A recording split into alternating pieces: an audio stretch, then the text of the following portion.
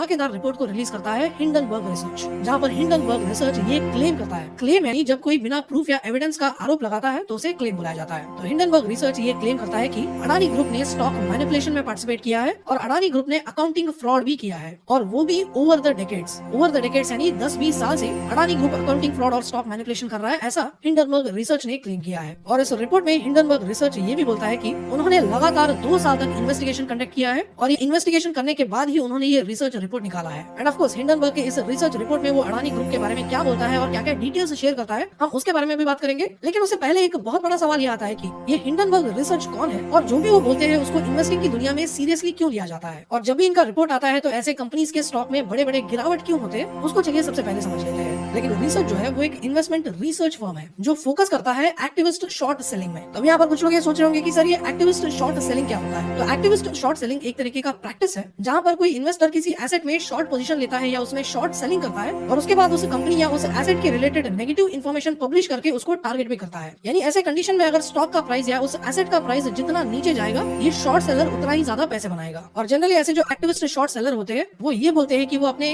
Activities के जरिए public awareness create करना चाहते हैं किसी कॉर्पोरेट फ्रॉड या मैनिपुलेशन के रिलेटेड। और हिंडनबर्ग रिसर्च भी अपने आप को एक ऐसा ही एंटिटी मानता है। और हिंडनबर्ग रिसर्च को फाउंड किया था नेथन एंडरसन ने, और उन्होंने अपने कंपनी को हिंडनबर्ग रिसर्च क्यों रखा इसके पीछे भी एक बहुत ही इंटरेस्टिंग रीजन है। तो 1937 में जर्मनी का एक पैसेंजर एयरशिप LZ-129 हिंडनबर्ग जो है वो आग पकड़ के पूरी तरीके से डिस्ट्रॉय हो जाता है, जिसमें 35 लोगों की मौत हो जाती है। और ये जो एक्सीडेंट हुआ था इसको हिस्ट्री बुक्स में हिंडनबर्ग डिजास्टर बुलाया गया है, क्योंकि उनका ये मानना है कि ये ह्यूमन मेड अवॉइडेबल डिजास्टर था। यानी ये जो डिजास्टर था ये लोगों की लापरवाही की वजह से हुआ था, जिसको कुछ प्रिकॉशंस की मदद से आसानी से अवॉइड किया जा सकता था। और इसी के बेसिस पे नेथन एंडरसन ने भी अपने कंपनी का नाम हिंडनबर्ग रिसर्च रखा, जिसके जरिए वो कॉर्पोरेट फ्रॉड और मैलफीजेंस को पब्लिक रिपोर्ट्स में पब्लिश करता है और उसको वो अपने वेबसाइट्स के जरिए लोगों को प्रोवाइड करता है। यानी नेथन एंडरसन ये क्लेम करते हैं कि वो हिंडनबर्ग रिसर्च के जरिए ऐसे कॉर्पोरेट फ्रॉड्स और मैलफीजेंस को एक्सपोज करते हैं जो फ्यूचर में डिजास्टर बन सकता है और बहुत ज्यादा डैमेज कर सकता है। और हिंडनबर्ग रिसर्च का ये पहला रिपोर्ट नहीं है, इन्होंने पहले भी Nikola, Clover Health, Lordstown Motors, Tecnoglass जैसे कई सारे कंपनीज के ऊपर इन्होंने रिसर्च रिपोर्ट पब्लिश किया है, जिन रिपोर्ट में उन्होंने इन कंपनीज में शॉर्ट सेलिंग क्यों किया था और कैसे वो एक क्रिटिकल रोल प्ले करते हैं ऐसे फ्रॉड्स को एक्सपोज करने में और इन्वेस्टर्स को प्रोटेक्ट करने में, उसके बारे में भी इन्होंने इन रिपोर्ट्स में बताया था। फॉर एग्जाम्पल अगर आप निकोला रिपोर्ट की बात करें तो सितंबर 2020 में हिंडनबर्ग रिसर्च ने निकोला कॉर्पोरेशन के ऊपर एक रिपोर्ट पब्लिश किया था, और इस रिपोर्ट में उन्होंने इस कंपनी के ऊपर ये एलिगेशन लगाया था कि ये जो कंपनी है it is an intricate fraud built on dozens of lies, ऐसा उन्होंने उस रिपोर्ट में इस कंपनी के बारे में बोला था। और उस रिपोर्ट में उन्होंने ये भी आर्ग्यू किया था कि इस कंपनी का जो फाउंडर है ट्रेवर मिल्टन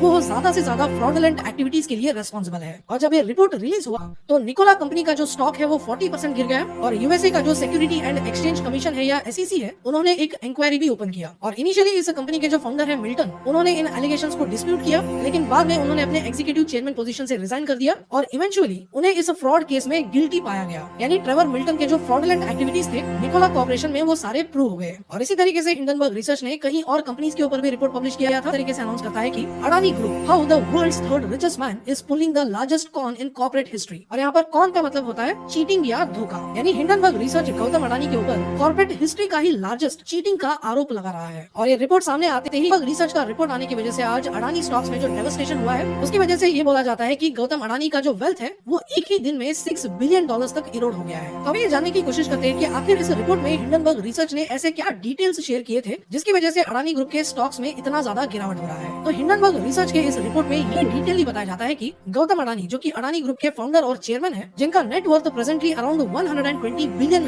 के आसपास है, उसमें $100 बिलियन गौतम अडानी ने सिर्फ लास्ट 3 इयर्स में ही कमाया है। यानी 3 साल पहले गौतम अडानी जी का नेट वर्थ $20 बिलियन था और वही 3 साल बाद अचानक से उनका नेट वर्थ $120 बिलियन हो जाता है। और ये जो सिर्फ 3 साल के अंदर $100 बिलियन का नेट वर्थ अडानी जी का ग्रो हुआ है वो इसलिए हुआ है क्योंकि उनके जो ग्रुप ऑफ कंपनीज है उनके स्टॉक प्राइस में लास्ट 3 इयर्स में बहुत ज्यादा ग्रोथ हुआ है। और इस रिपोर्ट में ये स्पेसिफिकली बोला जाता है कि ये जो ग्रोथ हुआ है वो अडानी ग्रुप के जो 7 कंपनीज है उनमें बहुत ज्यादा हुआ है या सिग्निफिकेंट हुआ है, जहां पर उस टाइम पीरियड में ऑन एन एवरेज इन सारे शेयर्स में अराउंड 819% का ग्रोथ हुआ है या इंक्रीमेंट हुआ है। और इस रिपोर्ट में हिंडनबर्ग रिसर्च ये भी बोलता है कि उन्होंने बहुत सारे लोगों को इंटरव्यू किया है जिसमें अडानी ग्रुप के फॉर्मर सीनियर एग्जीक्यूटिव्स भी शामिल है, और हिंडनबर्ग रिसर्च ने हजारों डॉक्यूमेंट्स भी एग्जामिन किए हैं। एंड मोर ओवर उन्होंने ने ड्यू डिलिजेंस साइट विजिट्स भी किया है डजन से भी ज्यादा अलग अलग देशों में, और इन्हीं सारे रिसर्च के बेसिस पे और इन्हीं सारे एग्जामिनेशन के बेसिस पे ही उन्होंने अडानी ग्रुप के ऊपर ये रिसर्च रिपोर्ट निकाला है। और इस रिसर्च रिपोर्ट में वो ये भी बोलते हैं कि अगर हम इनके इन्वेस्टिगेशन को इग्नोर भी करेंगे तो फिर भी अडानी ग्रुप के फाइनेंशियल्स के बेसिस पे उनके जो 7 की लिस्टेड कंपनीज है उसमें 85% तक का डाउनसाइड है, जो प्योरली उनके फंडामेंटल्स के बेसिस पे है और इन कंपनीज के एक्सट्रीम हाई वैल्यूएशन पे है। और वो ये भी बोलते हैं कि ये जो की listed Adani group of companies है उनके ऊपर सिग्निफिकेंट डेट बर्डन भी है। एंड मोस्ट इंपोर्टेंटली वो इस रिपोर्ट में ये पॉइंट आउट करते हैं कि ये जो सिग्निफिकेंट डेट है या अडानी ग्रुप ऑफ कंपनीज ने ये जो डेट लिया है या कर्जा लिया है उस लोन के लिए एज अ कोलैटरल उन्होंने अपना शेयर्स दिया है, और ये शेयर्स ऑलरेडी एक बहुत ही इन्फ्लेटेड वैल्यूएशन पे है या बहुत ही एक्सट्रीम हाई वैल्यूएशन पे है। यानी अगर इन शेयर्स का जो इन्फ्लेटेड वैल्यूएशन है अगर वो बर्स्ट होता है तो अडानी ग्रुप ने इन शेयर्स को कोलैटरल रख के जो लोन लिया है वो सारा एंडेंजर हो सकता है, जिसकी वजह से हिंडनबर्ग रिसर्च का ये मानना है कि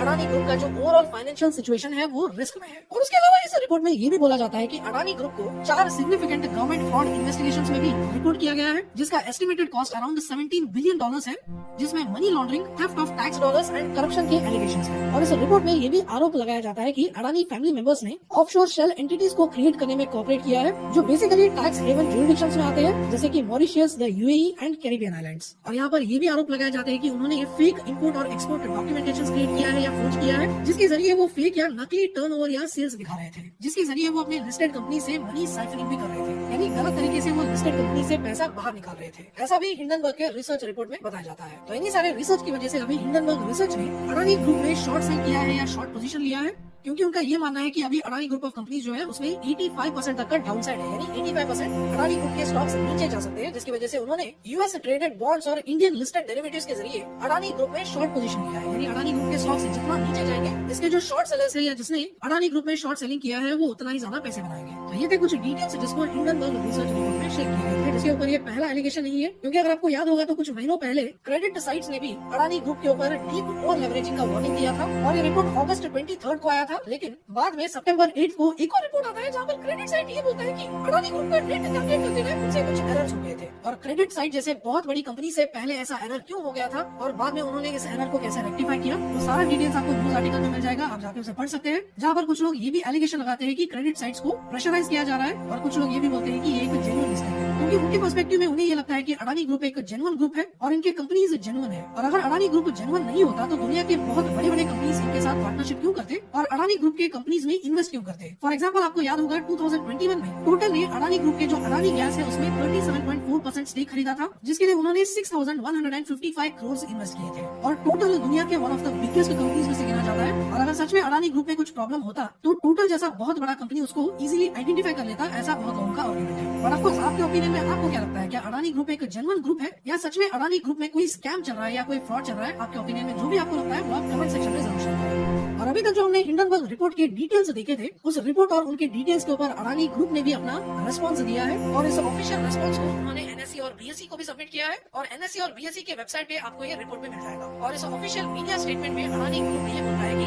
हिंडनबर्ग रिसर्च का जो रिपोर्ट है उसने उनको शॉक कर दिया है, और वो इस रिपोर्ट को malicious combination of selective misinformation, stale, baseless and discredited allegations बुलाते हैं, जिसको ऑलरेडी इंडिया के हाईएस्ट कोर्ट्स ने रिजेक्ट किया है। और वो ये भी बोलते हैं कि हिंडनबर्ग रिसर्च ने उन्हें कॉन्टेक्ट करने का और इस डेटा को वेरीफाई करने का किसी भी तरीके का अटेम्प्ट नहीं किया है। और इस ऑफिशियल स्टेटमेंट में अडानी ग्रुप ये भी बोलता है कि ये जो रिपोर्ट अभी आया है, इस रिपोर्ट को डेलिबरेटली टाइम किया गया है ताकि अडानी ग्रुप का जो एफपीओ आने वाला है, जो इंडिया का अब तक का सबसे बड़ा एफपीओ है, उसको डैमेज करने के ऑब्जेक्टिव से इस रिपोर्ट को रिलीज किया गया है, ऐसा अडानी ग्रुप बोलता है। एंड ऑफ कोर्स इस ऑफिशियल स्टेटमेंट में अडानी ग्रुप ये भी बोलता है कि इन्वेस्टर कम्युनिटी उनके ऊपर भरोसा करता है और जेन्युइन एक्सपर्ट और केपेबल लोग इस कंपनी को चला रहे हैं। And most importantly Adani group सारे लॉज को, कंप्लायंस को फॉलो करता है, और वो ये भी बोलता है कि वो कॉर्पोरेट गवर्नेंस के मामले में हाईएस्ट स्टैंडर्ड्स मेंटेन करता है। एंड ऑफ कोर्स मैं भी आपको इंसिस्ट करूंगा इन सारे रिपोर्ट्स को आप खुद पढ़ें, और उसके बाद जो भी आपको लगता है अपना ओपिनियन कमेंट सेक्शन में जरूर शेयर करें। और अभी ये रिपोर्ट आने के बाद क्या सेबी अडानी ग्रुप के ऊपर इन्वेस्टिगेशन ओपन करेगा वो हमें देखना पड़ेगा, क्योंकि अडानी ग्रुप ने ऑलरेडी इस रिपोर्ट में क्लियर किया है कि जो एलिगेशंस हिंडनबर्ग रिसर्च ने लगाया है उसको ऑलरेडी इंडिया के जो हाईएस्ट कोर्ट्स है उन्होंने रिजेक्ट कर दिया है। तो ऐसा सिचुएशन में क्या सेबी फिर से एक फ्रेश इन्वेस्टिगेशन ओपन करेगा या नहीं करेगा वो हमें वेट करके देखना पड़ेगा। And also most importantly Adani enterprises का जो 20,000 करोड़ का इंडिया का लार्जेस्ट एफपीओ आने वाला है, उसमें इन्वेस्टर्स का पार्टिसिपेशन कैसा होगा, क्या अडानी ग्रुप इस एफपीओ प्लान को एज यूजुअल कंटिन्यू करेगा या इसको टाइम बीइंग विड्रॉ करेगा, वो भी देखने वाली बात होगी।